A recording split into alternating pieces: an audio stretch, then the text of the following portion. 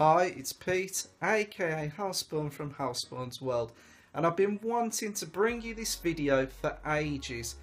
Ever since I've had the Crosshair Hero 6 motherboard and done the initial setup, you can see that in my other videos, I've never been able to run the memory at its speed of 3200 MHz.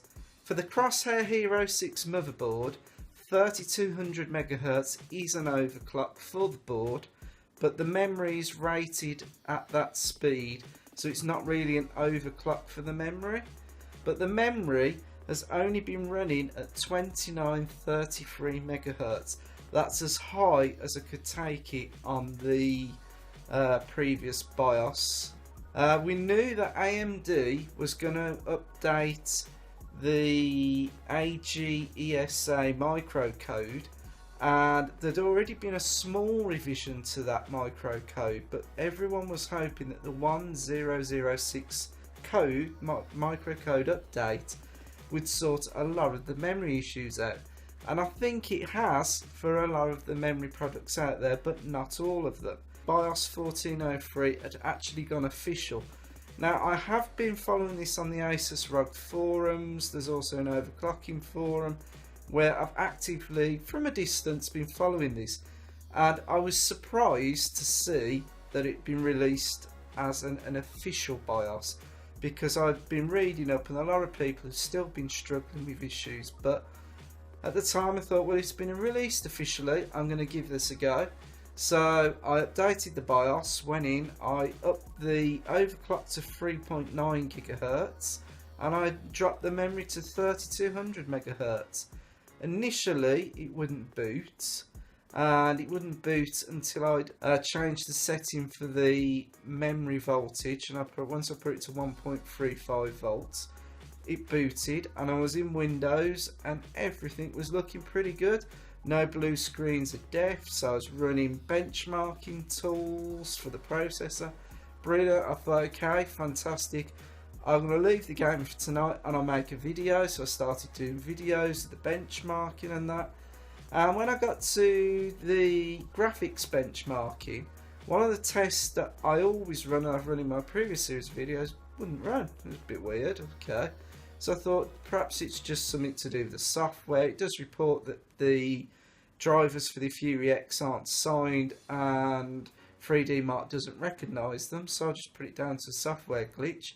But in some of the other tests I started running, it started to fall over, and I pretty quickly realised it wasn't stable. So I thought, okay, I'm going to drop the clock back to 3.8 GHz. I've been running this since I've had the board, and upon doing that, I've again thought, okay, it seems pretty stable. Still got a blue screen of death.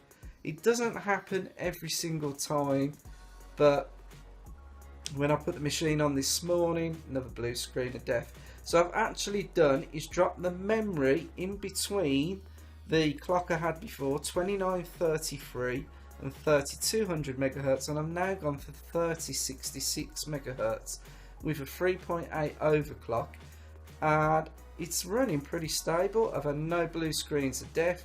I've been running graphics benchmarks all day. I've been working on the PC in between doing other stuff. It's stable at that memory speed.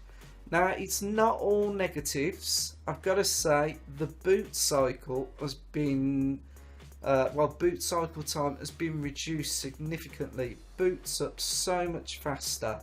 That is a big improvement, and I have got a little bit faster on the memory. I'm not going to bring you the benchmarks or anything like that, because I want to do it when I can get the memory to 3200 MHz. Whether I can ever get the Corsair Vengeance LPX LED RAM to 3200 MHz, I don't know. But from following the forum posts, it was sort of hinted that there's another big update will come, but it's going to be in 2 to 3 months' time.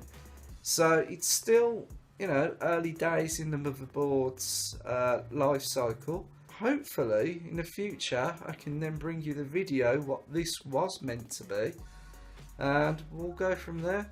If you have updated to this BIOS and you've got RAM that you're trying to get to 3200 MHz or higher, and you've done it, I'd just be interested to see your settings. I must say the machine feels slightly snappier. USBs are certainly being detected or loading more quickly. So as I say, it's not all a negative, but we're just going to have to keep waiting for the next BIOS updates. Just as an aside, with the 3200 megahertz of RAM when it was running, it wasn't falling over on the graphics. With a 3.9 gigahertz overclock and 3200 megahertz of RAM, I actually reached the scores I got for the 4 gigahertz overclock.